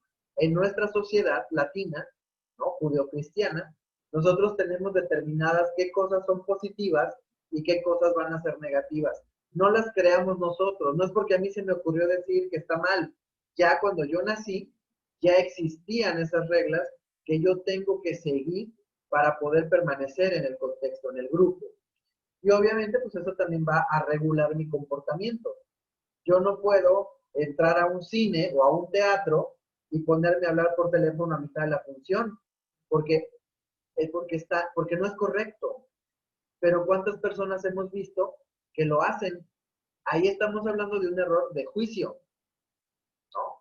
O vemos que de repente, en una situación donde tenemos que estar callados, estamos hablando, o donde tenemos que estar hablando, nos quedamos callados. O sea, hay ciertos errores de juicio que vamos a ir viendo ahorita en un momento que van a afectar y que tienen que ver a veces con consumo de sustancias y a veces van a tener que ver con situaciones de mal proceso de desarrollo cognitivo. Hay personas, hay niños que nacen con algunos impedimentos anatómicos o funcionales en su sistema nervioso que no les van a permitir desarrollarse de la misma manera. Les decía yo que hay unas funciones que conocemos con el nombre de funciones ejecutivas. Y estas son bien importantes porque son las que nos diferencian del resto de las especies. Son las que nos hacen exclusivamente humanos. La primera es la atención selectiva. Atención selectiva, es decir, nosotros podemos poner atención. Por ejemplo, ahorita llevamos ya casi una hora y cacho sentados frente a la computadora, poniendo atención. A lo mejor hay algunas cosas que me quedaron claras y otras que no, pero por lo menos estoy atento a lo que está pasando enfrente de en mi pantalla. Una persona con un problema de atención selectiva no podría, ¿no?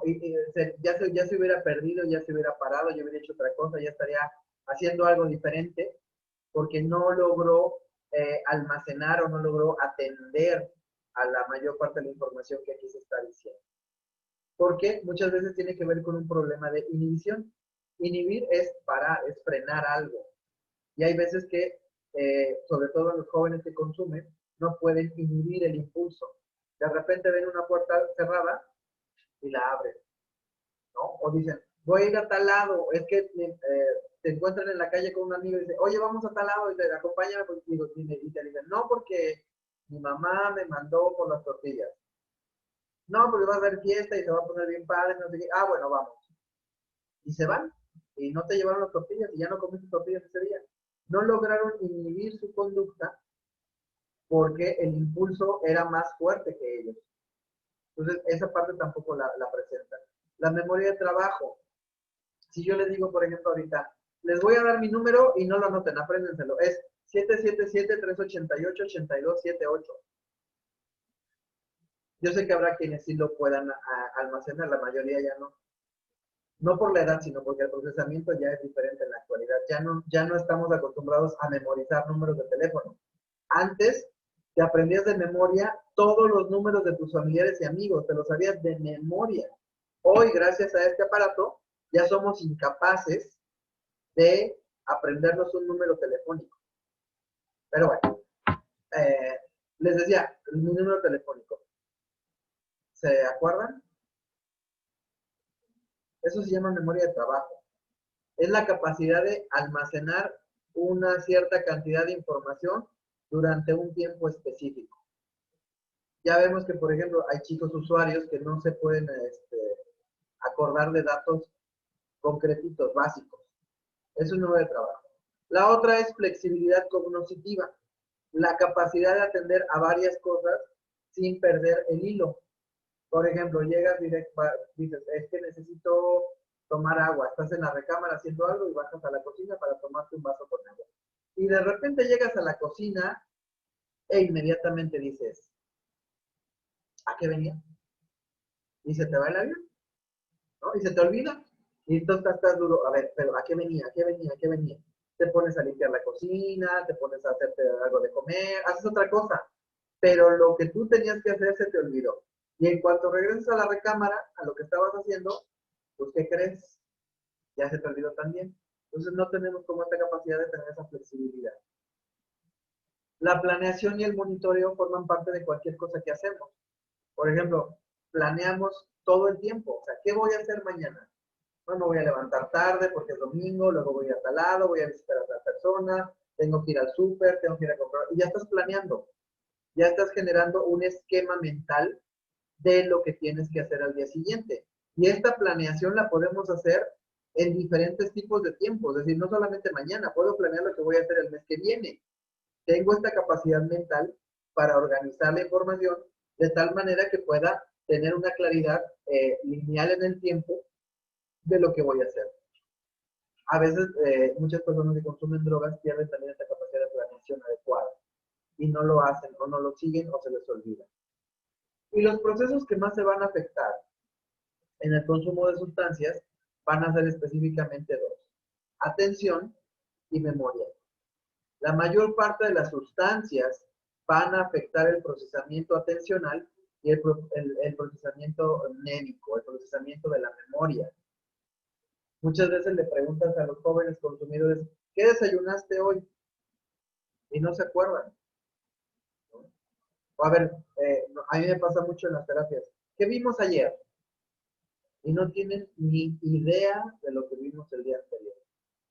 Y eso habla de que, bueno, ya hay una alteración en sus procesos mentales que también tiene que ser tratada adecuadamente para que podamos generar un proceso de rehabilitación exitoso. Por lo tanto, dentro de lo que nosotros trabajamos en el modelo de rehabilitación, tenemos que hacer evaluaciones, principalmente evaluaciones del aspecto emocional, pero también evaluaciones del aspecto mental, del aspecto cognitivo. A esto le llamamos una valoración o una evaluación neuropsicológica. ¿Para qué sirve eso? Primero, para determinar la actividad cognitiva del paciente, saber cómo está su procesamiento, porque fíjense, si el chavo o el adulto no tiene un buen proceso de memoria y yo lo pongo durante un mes, lo siento, 2 horas diarias o 4 horas diarias en la terapia, no sirve de nada. ¿Por qué? Porque su procesamiento de memoria no es el adecuado. Si tiene un problema de atención, no importa cuánto tiempo esté sentado, no te está poniendo atención. Por eso creo que es un paso básico determinar cómo están sus procesos mentales antes de iniciar el proceso de rehabilitación. Porque si no sabemos cómo está mentalmente, difícilmente vamos a saber qué tanto éxito puede tener en la recuperación. Entonces, la valoración neuropsicológica sirve para eso. También nos permite analizar los síntomas y los signos presentes en ese momento e identificar si ya trae algo, si hay un deterioro, por ejemplo. El alcohólico ya crónico puede llegar a tener un proceso de memoria muy básico. Ya se le olvidan las cosas, como si fuera una persona con Alzheimer. De hecho, existe un trastorno demencial del alcohólico que es el síndrome de Korsakoff. Pero aquí en México no tenemos tantos casos de esos. Pero sí vemos como los adolescentes, los jóvenes, que consumen marihuana, que consumen alcohol y consumen, por ejemplo, cocaína, piedra y anfetaminas, tienen un peor rendimiento de memoria y atención que otro tipo de chicos que consumen otras drogas. También la valoración neuropsicológica nos va a permitir proponer un procedimiento terapéutico que nos permita mejorar las funciones mentales. Esto es importante. Si el proceso no está bien cimentado o no está en una forma óptima, lo que necesitamos hacer es ayudar a nuestros usuarios a que mejoren ese procesamiento, porque eso va a ayudarles a su vez a tener una mejor reinserción social.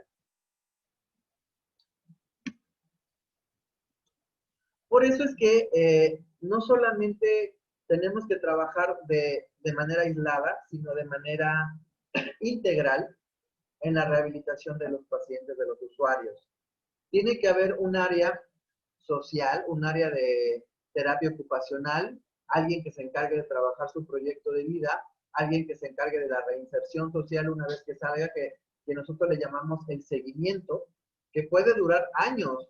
No nada más es como, ya saliste y ya vete a tu casa, ya estás curado. No, tiene que haber un seguimiento. O sea, ya salí y ahora tengo que seguir yendo a mis terapias, tengo que ir a grupo, tengo que estar haciendo ciertas acciones preventivas para evitar que nuevamente la enfermedad me pueda tener una recaída. También debe haber un área psicológica que tiene que estar a cargo de especialistas que se encarguen de la valoración psicológica, que puedan brindar terapias que vayan enfocadas a la disminución o la extinción del consumo y que puedan ayudar a promover habilidades para la vida. Es decir, muchas veces los chicos no tienen las herramientas suficientes para poder socializar, para poder integrarse al mundo educativo o al mundo laboral. No tienen herramientas, no son empáticos, no saben resolver problemas, no tienen un buen manejo emocional, no tienen una buena resolución de conflictos. Entonces también hay que ayudarlos para que empiecen a desarrollar esas funciones, esas habilidades que les permitan interactuar de una mejor manera en su contexto social. También, obviamente, está la parte espiritual, emocional, donde obviamente ya hay programas que están más que probados, que los programas de ayuda mutua, en los que AA sigue siendo como el líder, porque tiene la mejor estructura jerárquica, la mejor estructura teórica, que permite que el adicto pueda rehabilitarse y pueda reintegrarse a través de un programa que va siendo acompañado por otros adictos que también se encuentran en proceso de recuperación. A eso le podemos sumar la consejería en adicciones y la prevención de recaídas, pero hoy les quería yo hablar de esta otra esfera, que es la parte orgánica. Tenemos que tomar en cuenta de que no solamente con el deseo de dejar de beber, uno va a dejar de beber o dejar de drogarse, porque existen otros factores que van a veces a impedir que la rehabilitación sea exitosa. Por eso, el planteamiento es que también tiene que haber una valoración médica, psicológica, psiquiátrica, neuropsicológica, que tiene que haber un tratamiento farmacológico si es necesario. Hay pacientes que además de las terapias requieren tener una medicación y esta medicación va a durar muchos años. A veces va a ser para toda la vida. Y entonces también tiene que ser parte importante del programa de recuperación. Y obviamente una supervisión psiquiátrica. Muchos de los casos, les decía, ya traen una comorbilidad psiquiátrica, traen más de una enfermedad y obviamente es necesario ir tratando las dos por separado.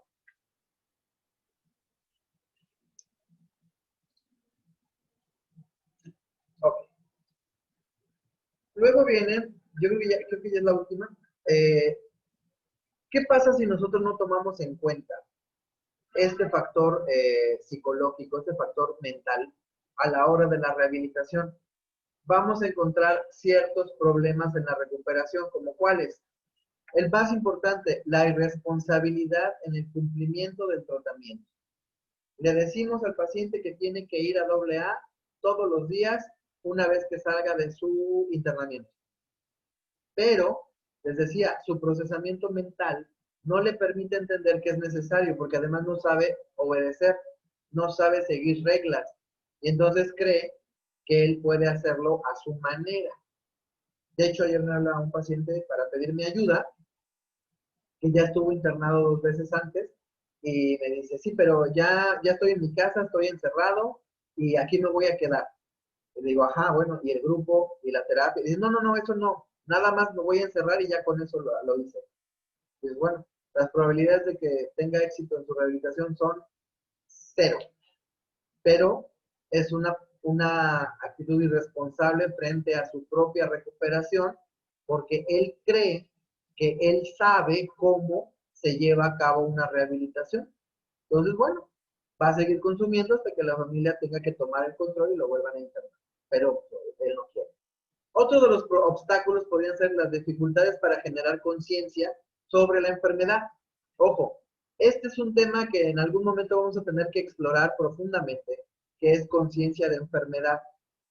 Hay pacientes consumidores que jamás logran desarrollar conciencia de enfermedad, porque su procesamiento mental no les permite llegar a ese nivel de juicio. Eso es un error de juicio. Por ejemplo, el decir, sí, yo voy a dejar de consumir un año, pero al año voy a volver a consumir, ¿no? O te dicen lo que quieres escuchar, pero sabes que muy dentro de ellos no están generando conciencia del daño que le hicieron a su cuerpo, a otras personas, a la sociedad, por su consumo. Entonces, los vas a tener internados muchas veces, muchos años, muchos internamientos, pero no se les está generando esa conciencia. ¿Por qué? Porque no hay un buen procesamiento cognitivo y eso no les permite tener un buen proceso de recuperación. Eso nos lleva a que el nivel de abstinencia sea muy malo, muy malo. O sea, es decir, me voy a tomar una y resulta que ya salieron del internamiento, van al bar, se toman una y no pasó nada.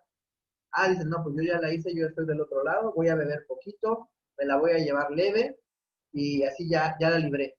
Y obviamente al mes ya están bebiendo mucho más de lo que bebían la primera vez que los internaron. Ese es el problema del mal, de los errores de juicio. También la dificultad en la planificación de estrategias de autocontrol. Tú los ves, por ejemplo, en la clínica y son muy dóciles, son muy tranquilos, ¿sí? Para todo, sí, sí, esto, sí, aquello. Hacen todo lo que se les pide. Una vez que salen del internamiento y están con la familia, nuevamente llegan a los mismos errores de juicios y problemas de actitudes del pasado. Te gritan, te insultan, te amenazan, ¿no? Te dicen que se van a ir de la casa, como si eso fuera como la peor amenaza. ¿No? Yo les diría, pues llégale, maestro, pero ahorita te vas a ir en este momento. Pero bueno, no hay una buena planificación de lo que van a hacer. Y muchos de ellos plantean unos proyectos de vida bastante complicados. Dicen, saliendo de aquí voy a poner un negocio y luego voy a abrir mi empresa y voy a ganar muchos millones de pesos y después me voy a ir a vivir a Estados Unidos y ahí dices, órale, ¿y cómo vas a lograr todo eso? ¿No? Cuando saliendo, pues tienes que empezar a buscar trabajo de lo que vayas encontrando. Si tienes alguna carrera, tal vez tengas un panorama un poco más amplio, pero eso no quiere decir que lo vas a lograr a la primera. Entonces, no hay una buena planificación a futuro. O sea, creen que todo va a ser fácil. Y la última, la peor prevención de situaciones de riesgo. No hay un adecuado control de las situaciones de peligro. Se siguen poniendo en riesgo, se siguen poniendo en peligro, siguen generando problemas a la familia, siguen generando problemas a ellos mismos, muchas veces siguen acabando otra vez cometiendo delitos, o si no lo hacían, pues llegan a cometer delitos, porque no hay una prevención, no hay una conciencia de autocuidado. Y eso, les decía, primero tenemos que analizar si el usuario tiene la capacidad cognitiva para hacerlo o no, porque si no, muchas veces la terapia no va a ser efectiva. ¿Okay?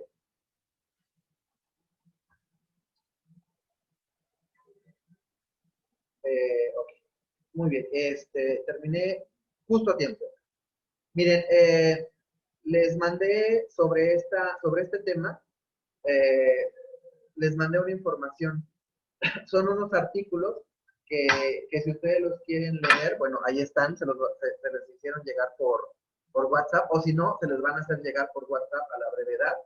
Y la presentación también se las vamos a mandar a sus WhatsApp para que también la puedan tener. El chiste es que esto pueda ser replicado la mayor cantidad de veces, nada más pues digan que, bueno, forma parte de Grupo Cayil. Aquí tenemos nuestros teléfonos. Ya les había dicho mi nombre, por eso no me presenté al principio. Soy Cristóbal Figueroa.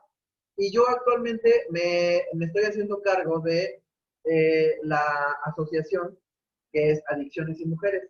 Adicciones y Mujeres también pertenece al Grupo Cayil Nacional, solo que no es clínica. Es una asociación que se encarga de trabajar el área de prevención y capacitación al público en general, a poblaciones vulnerables. Y lo que les planteaba yo al inicio de esta charla es que, bueno, hoy tenemos 2 proyectos para este año en los que me gustaría que ustedes nos echaran la mano. Pero antes de platicarles un poquito de los proyectos, me gustaría saber si tienen alguna pregunta que hacer.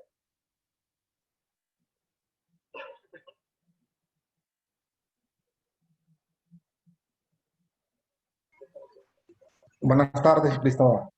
Buenas tardes. Eh, Mi nombre es José Antonio, de aquí de Nogales, ¿no? Mi pregunta es, el- esos cambios psicológicos, esas repercusiones psicológicas o cognitivas que se van dando en el paciente adicto.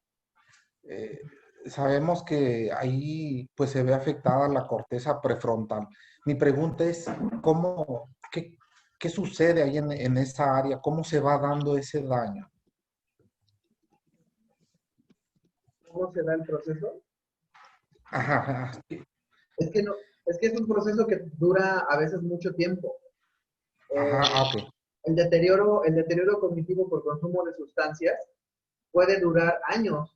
Por eso a veces el usuario cree que ya lo hizo muy bien, que ya está del otro lado, que no le va a pasar nada. Porque al principio, pues Ok. sí, no tiene mucho control sobre su consumo, pero va a llegar un momento en el que el deterioro va a ir creciendo y tú mismo te vas dando cuenta. O sea, ya hasta cuando lo ves y hablas con él, dices, no, es que ya algo ya no está bien.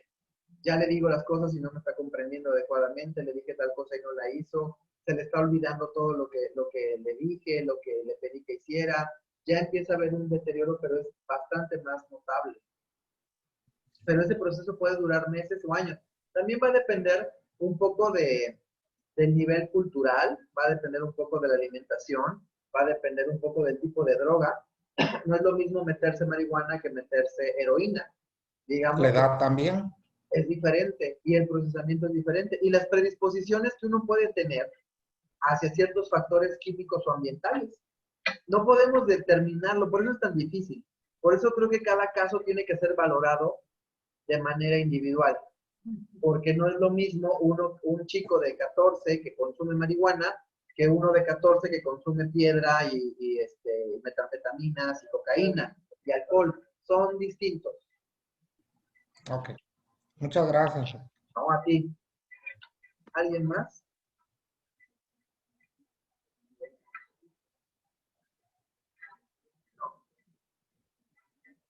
Hablen ahora o callen para siempre.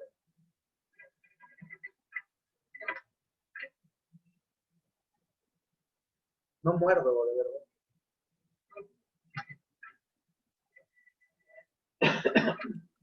Dice Trini que tiene una pregunta. Está Liz, en- Ah, buenas tardes, mi nombre es Trinidad Leiva. Tengo una pregunta. ¿De ahora qué sí. manera se le puede ayudar al adicto por medio de la alimentación a que su cerebro regenere de cierta manera más defensas ante este tipo de reacciones que tiene? Porque yo así lo veo, ¿no? Si tienes alguna debilidad en la parte frontal de tu cerebro, ¿qué alimentos o dónde puedo encontrar información? ¿Qué alimentos le puede dar al cerebro del adicto a regenerar de cierta manera los nutrientes necesarios para crear autoconciencia de manera natural? Qué buena pregunta. Mira, así como ves los cachetes, te va a decir que yo no soy el indicado para decirte eso, pero estamos planteando que nuestro nutriólogo de Jayit Cuernavaca haga una presentación donde justamente él va a hablar del tipo de alimentación, de cómo se puede trabajar una alimentación saludable y qué tipo de alimentos pueden favorecer más en la recuperación de los pacientes, de los usuarios. O sea, no te puedo decir porque no soy el experto, pero sí la idea ya ha sido desde hace un rato que puedan tener una plática específicamente sobre este tema. Porque sí existen. Yo escuchaba, por ejemplo, que él decía sobre ciertos suplementos, como por ejemplo el omega 3, 6 y 9, que existe, por ejemplo, en el aceite de krill, que puede ayudar muchísimo a la desintoxicación de los pacientes consumidores. ¿No? Pero bueno, te digo, no es mi área, pero lo planteamos para que tengamos una plática específica, porque además él nos decía, por tipo de patología, por ejemplo, si tienes un bipolar, hay cierto tipo de alimentos que puedes y no puedes comer. En el caso del adicto a ciertas sustancias, también va a haber alimentos que puedan favorecer la desintoxicación y otros que no. Entonces, yo creo que lo planteamos para que podamos tenerlo a la brevedad y que les pueda dar esta charla que creo que les va a servir mucho. Pero bueno, no, yo no puedo, por obvias razones, hablarte de nutrición. Pero muchas gracias. Ok, muchas gracias. Estaré al pendiente cuando hagan la invitación de la nutrición, porque sí, yo creo que es muy importante. Los fármacos ayudan, las terapias ayudan, pero yo pienso que ya una vez que llegas a este nivel de ayuda al adicto, el cambiar el tipo de alimentación y el ambiente familiar contribuye enormemente a que se mantenga firme, ¿no?, en la decisión que ha tomado. Mira, lo que yo siempre les he dicho a los papás, a los familiares es, les vas a tener que retirar la canasta. Aquí lo que les enseñamos es que todo se gana. No hay nada que se te dé por tu linda cara, ni porque naciste en el mundo y todos tenemos la obligación de darte todo. No, tenemos que empezar a trabajar con los límites. Y el límite es, mi problema es que te di todo. ¿Sabes qué? Pues lo vamos a tener que cambiar. Ahora si quieres algo, gánaselo. Pero obviamente pues aparece la culpa de, ay no, pobrecito, y si se va de la casa, y si no come, y si se muere. Digo, al final es una decisión personal, ¿no? Pero sí tenemos también nosotros que trabajar en nuestros límites, en nuestra forma de poner límites, para que no se nos vuelvan a montar encima y a sentirse otra vez ellos los dueños de la casa y que ellos pueden tomar las decisiones que quieran porque se les pegó la gana. Y ese es un trabajo también de la familia que hay que ir todos los días, todo el tiempo. Ahorita que veo aquí a Alicia, que me da mucho gusto verla, Alanón, por favor, así como les pedimos a los adictos que vayan a sus grupos de alcohólicos anónimos, creo que sería bueno que nos demos una vueltecita por los grupos de familias anónimas. También existen en todas las ciudades. Hay que buscar los grupos de Alanón para poder asistir y de verdad van a ver cómo no somos los únicos que estamos viviendo esta problemática, sino que hay otras personas que también están saliendo adelante como familias para poder aprender a marcar límites claros. Muchas gracias, Trini. Yo quiero una pregunta. Alicia, sí. Sí, buenas tardes. Quiero ver, por ejemplo, si uno ve que hubo secuelas en la persona que está internada, ¿cómo actúa uno? ¿Puede hablarle a ellos de lo que uno está viendo? Claro. ¿Puede hablarles uno de que te estoy viendo descontrolado? ¿No puede afectar en la plática que uno puede tener con ellos, decirles, te noto desorientado, estás hablando algo que no es apropiado eso? Sí, se llama sentido de realidad. Y es necesario no nada más para ellos, sino para todos. O sea, si tú me estás viendo que estoy haciendo algo incorrecto, tienes todo el derecho de decírmelo. ¿Sí? Eso es darme sentido de realidad, decirme, a ver, espérame, lo que estás haciendo no es correcto. Entonces, eso me tendrá que ayudar, si mi procesamiento mental es adecuado, me tendrá que ayudar a corregirlo. Y si aún así no lo corrijo, quiere decir que algo está pasando adentro de mi cerebro que no está funcionando bien. Y es necesario que podamos valorarlo. Pero en teoría, que tú tienes todo el derecho de decir lo que quieres, lo que te gusta, lo que no te gusta. Claro, hay que encontrar la forma. Pero si estás viendo que algo no está bien en tu familiar, tienes todo el derecho de decirlo. Y que se enoje, no pasa nada. Que se enoje, que hagan su drama. O sea, ya creo que ya has lidiado con situaciones más complicadas. Entonces, es simplemente decirlo, ¿sabes qué? Esto está mal. O yo no tolero esto en mi casa. En mi casa son mis reglas. ¿Te gusta? Bienvenido. ¿No te gusta? Llega. Él ya sabrá lo que tiene que hacer. No se sientan culpables, de verdad. Sí sé que es muy difícil al principio, pero ya una vez que uno agarra otra vez el control, ya es más fácil tomar decisiones. Okay. Gracias. Una más antes de pasar al siguiente tema. Cristóbal. Sí. ¿Hay algún test que se aplica a los adictos para decir hasta dónde se considera ya un daño irreversible en ellos? Sí, claro.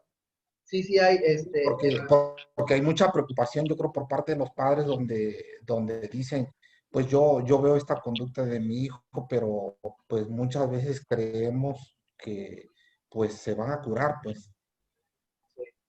Mira, sí, claro que existen.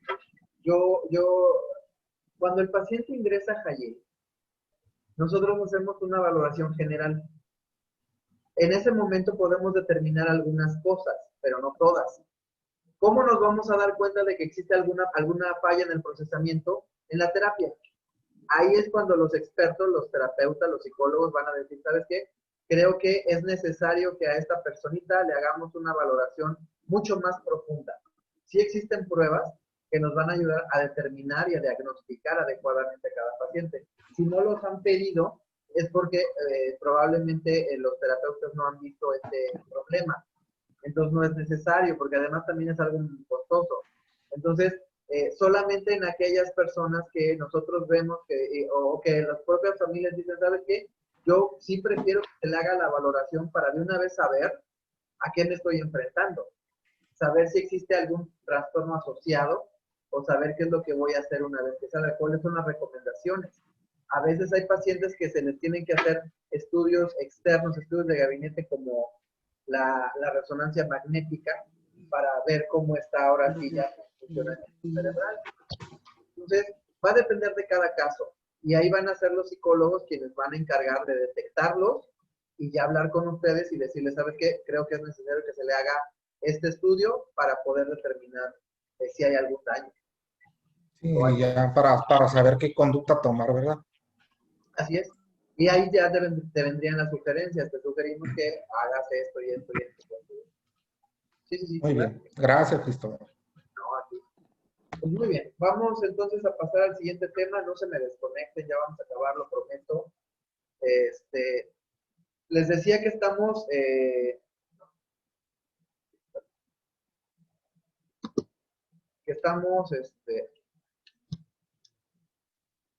ahí voy, estamos planteando un taller, 2 eventos. El primero es un taller en prevención de adicciones.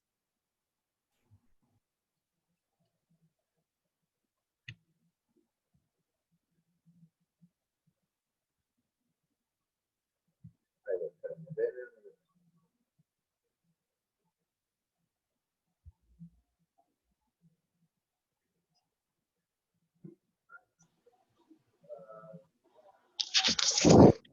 Miren, este lunes empezamos el taller. Nosotros necesitamos ya abrirlo en estas fechas porque ya se nos está acabando el año y son 2 eventos que ya habíamos organizado para 2020. Obviamente por esto de la pandemia no lo pudimos hacer. La idea era hacerlo uno cada fin de semana, pero obviamente el tiempo se nos vino encima y ahorita ya no vamos a poder hacerlo. Entonces, así vamos a tener que hacerlo intensivo. Este taller se llama Prevención de Adicciones y Conductas de Riesgo. Nuestro objetivo es lograr que el participante conozca las principales conductas adictivas y de riesgo, así como los fundamentos básicos de la prevención, que le permitan mejorar la toma de decisiones y plantearse una adecuada reinserción social. Este curso lo vamos a ir trabajando en colaboración con Adicciones y Mujeres, que es la AC de Hayil, y la Fundación Dharma por Sonora. Es un proyecto que obviamente fue diseñado para la población del estado de Sonora, pero eso no quiere decir que la gente de otros estados no lo pueda tomar. Está abierto al público en general y el objetivo es empezar a conocer un poco más acerca de la enfermedad, que vayamos aprendiendo un poquito más sobre qué es una adicción, qué es una droga, qué es una habilidad para la vida. Ahorita vimos, por ejemplo, las funciones mentales, qué son las funciones mentales, pero sí va a ser un curso bastante intensivo y va a estar bastante caro. Miren, ¿cuáles son los requisitos? El taller va a durar 6 semanas con 1 hora de duración de lunes a jueves, por lo que es necesario que ustedes asistan por lo menos al 80% de las sesiones para poder acreditarlo. Nosotros les vamos a dar una constancia de participación que obviamente tiene valor curricular, que es justamente patrocinada por Fundación Dharma por Sonora y Adicciones y Mujeres. Yo sé que Digo, no viene mal también tener como este reconocimiento, pero bueno, si ustedes quieren no tener el reconocimiento, pues bueno, ya es decisión personal, pero sí, para poder tener derecho, necesitan estar por lo menos en el 80%. Las reuniones se van a hacer igual que esta, a través de la plataforma Zoom. Diariamente les vamos a enviar una liga de acceso. La liga de acceso va a estar disponible en las páginas de Cayil de Facebook. Ahí es donde se van a publicar diariamente para que ustedes se conecten. ¿Qué pasa si yo me conecto diario pero no me inscribí? No vas a tener derecho a la constancia de participación. Entonces, lo primero va a ser inscribirse. Ya los coordinadores de las 4 clínicas les enviaron a sus teléfonos o a sus WhatsApps, les enviaron la liga para inscribirse. Si tú tomas todo el taller pero no te inscribiste, no tienes derecho a una constancia de participación. Entonces, si no la tienen, pónganse en contacto con cada una de las clínicas, la de Cuernavaca, la de Hermosillo y la de Nogales, para que puedan mandarles la liga y ustedes se puedan inscribir. Ya mismo empezamos en 2 días y el curso no va a tener ningún costo. Adicciones y Mujeres y Fundación Dar Más van a absorber la totalidad del taller. Ellos son los que nos van a pagar los talleres. Las sesiones van a tener 1 hora de duración. Van a iniciar a las 6, pero tiempo del centro de México serían las 4 aquí en Sonora. ¿Y qué es lo que necesitamos para poder tomar los talleres? Primero, tener Zoom. Ya ustedes lo tienen instalado en sus celulares, en sus computadoras. Les voy a pedir nada más que se registren con su nombre, un nombre y un apellido. No los vamos a poder admitir si le ponen iPhone 5, iPhone 11, Samsung Galaxy. Le tienen que poner a su Zoom el nombre de ustedes, un nombre y un apellido. Obviamente tampoco podemos admitirlos con apodos o con algún nombre de equipo. Otro requisito nada más es ser puntuales. Y lo más importante, tienen que tener cámara y micrófonos abiertos. En este caso, por ejemplo, en los talleres no se los hemos pedido, pero sí es importante porque los tenemos que estar viendo. La interacción, aunque no estemos presentes, pero por lo menos ver sus caras, ya es importante para irnos conociendo un poquito más, que los vayamos conociendo. Es necesario que ustedes se puedan con la cámara y el micrófono abierto. Ahí sí no les vamos a pedir que lo apaguen porque va a ser totalmente interactivo. Les decía que les vamos a enviar el link, ya sea por el correo Google, pero también lo vamos a tener en las páginas de Facebook de cada una de las clínicas para que ustedes desde ahí lo tomen y se puedan conectar directamente. Al final se les va a entregar el material. De hecho, les vamos a dar acceso al material que nosotros ya recopilamos. Obviamente todo va a ser en línea. No les podemos dar fotocopias y todo esto, pero se los vamos a ir mandando igualmente por las ligas de Facebook o por Zoom o por el Google Drive. Ya después les vamos a explicar cómo, porque también yo antes no tenía ni idea de lo que estaban hablando, ya más o menos ahora ya sé. Pero seguimos aprendiendo todos. Y la constancia se las vamos a enviar también de manera electrónica al número de contacto que ustedes nos van a proporcionar a la hora de inscribirse. Les decía, si ahorita no tienen la liga, no se preocupen, se las vamos a mandar en un ratito más por WhatsApp. Y ese es nuestro taller de esta sesión, de este taller. Va a ser de lunes a jueves, de 6 a 7 hora del centro de México, que sería de 4 a 5 hora de Sonora. Entonces, es lunes a jueves, les vamos también a enviar el programa para que ustedes vean los temas que vamos a ir trabajando en cada una de las sesiones y puedan tener mayor acceso a esta información. Creo que va a ser una experiencia bastante interesante, de mucho aprendizaje, porque son temas muy, muy, muy concretos, de 1 hora, para que no se nos haga tampoco tan tedioso ni aburrido. O sea, a lo que vamos directamente, la información necesaria para que al final del taller ustedes realmente ya conozcan un poco más del mundo de las adicciones, del consumo, de qué es lo que se está haciendo actualmente en nuestro país en cuanto al proceso de rehabilitación. Y quien dice y no, a lo mejor podemos ya después despertarles el interés porque ustedes empiecen a especializarse en el tratamiento de las adicciones, ¿no? Que digo, a lo mejor también estaría mal. Ese es uno de nuestros eventos. Y en el mes de octubre vamos a tener un congreso que también va a ser vía Facebook. Ya les estaremos mandando la información también para que se conecten. Va a ser 22 y 23 de octubre, que es jueves y viernes.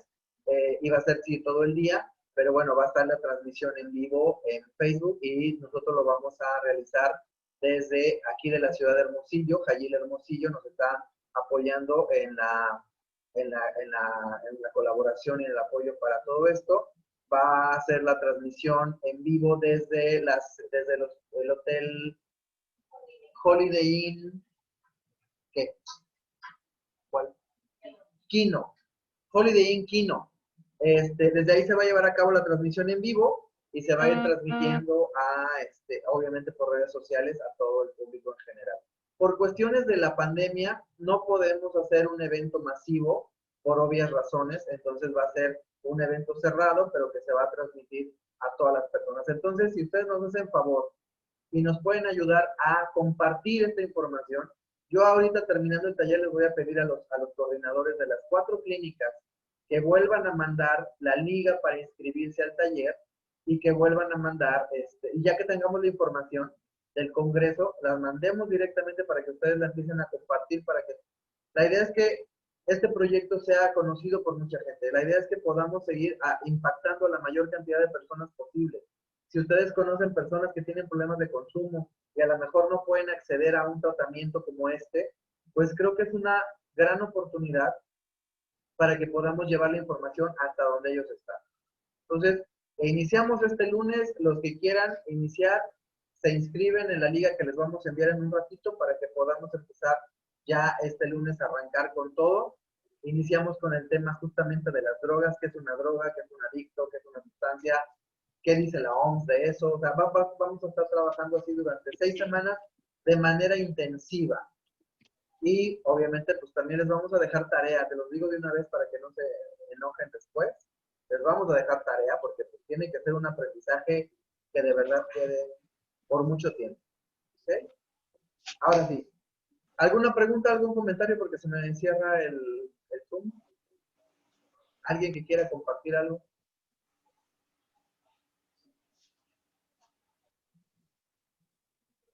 ¿Nada? Agradecerles muchísimo. Felicidades, de verdad, muchas gracias por tomarse estos tiempos y estar siempre preocupados por nosotros, por la familia. Muchas gracias. Sí, claro. Muchas gracias a ti, Lizzy. Me da mucho gusto verte. Muchas gracias, Cristóbal, por la conferencia, también a todo el grupo Jayil. De verdad nos motiva y nos anima y vamos a tratar de estar en este nuevo curso que inicia el lunes. Buen día. Gracias, José Luis. Saludos. Muchas gracias, doctor. Ahí estaremos. Claro que sí, señor. Buenas tardes, Cristóbal, de Nogales, Sonora, Mayra. Yo creo que a todos nos llamó mucho la atención, bueno, a mí en particular, el daño que causa en el cerebro y saber exactamente el punto que se afecta más. Entonces, a mí me impactó un poco porque yo no tenía no sabía exactamente el punto que se afectaba. Entonces, yo quiero saber, no sé, me quedó esa duda, si ese es permanente o hay alguna, o se puede, o se va a regenerar solo, o cómo es, o ya queda. Esa pregunta que tú me haces tiene 2 respuestas. Cuando el daño tiene que ver con el tejido, ya no se rehabilita. Pero cuando el daño es funcional, sí se puede rehabilitar porque se reorganiza. Por ejemplo, es como lo que pasa cuando una persona se queda ciega. A lo mejor ya no tiene la vista, pero tiene el olfato, tiene el tacto, tiene el gusto, tiene el oído. Entonces, usamos todos los sentidos que sí tiene para ayudarle a suplir el que ya no tiene. Lo que hacemos en la rehabilitación neuropsicológica es muy parecido. Si el daño es funcional, si la memoria es lo que no le funciona, vamos a echar mano de lo que todavía está más o menos bien. Y con eso vamos a hacer un programa de rehabilitación que le permita mejorar ese procesamiento que está fallando. Entonces, claro que se puede. La única forma en la que ya no se podría sería que el cerebro tuviera un daño anatómico, un balazo, un derrame cerebral, un tumor. Ahí ya hubo daño de tejido y entonces ya va a ser mucho más complicado. Y aún así se puede lograr. Pero en el funcional, entonces ahí vamos a tener muchas más herramientas para poder apoyar. Entonces decía, lo primero es determinar y detectar si existe algún daño anatómico, o sea, funcional principalmente. Y sobre eso ir trabajando. Bueno. Muchas gracias. Muy interesante el tema. Gracias. A ustedes, hasta luego. Bye. Pues bueno, se nos acaba el Zoom en un minuto. Un placer estar con ustedes. El siguiente sábado vamos a transmitir nuevamente desde Jayil Hermosillo. Y lo que vamos a hacer a partir de este momento, como lo decíamos al principio, es que ahora cada mes una clínica se va a encargar del taller familiar. Hoy le tocó a Cuernavaca, pero bueno, estoy en Hermosillo. Por si me quieren traer coyotas o algo, aquí voy a estar en la oficina. Con mucho gusto, la recibo. El siguiente sábado le toca Hermosillo y va uno de los psicólogos de la clínica, el psicólogo Francisco, va a dar el taller del siguiente sábado. Después le va a tocar a Clínica Nogales y después le va a tocar a Centro Nogales. Para que todos ustedes conozcan al equipo, porque ahorita nada más conocen, los que han tomado los talleres solo conocen a los de Cuernavaca. Y queremos que conozcan a todo el equipo, a todo el staff terapéutico que tenemos, que es bastante profesional, pero sí queremos para que ustedes puedan identificarlos mucho mejor. ¿Sí? Pues se me acabó el tiempo. Muchas gracias a todos. Nos vemos próximamente ahí en redes sociales, en el taller. En este momento, terminando el taller, este taller, nos vamos a montar la liga nuevamente. Y pues ahí los voy a estar viendo. Dale pues, hasta mañana. Gracias. Buenas tardes. Buenas tardes, que tengan excelente tarde. Gracias, buenas tardes. Buenas tardes. Muchas gracias. Gracias, buenas tardes.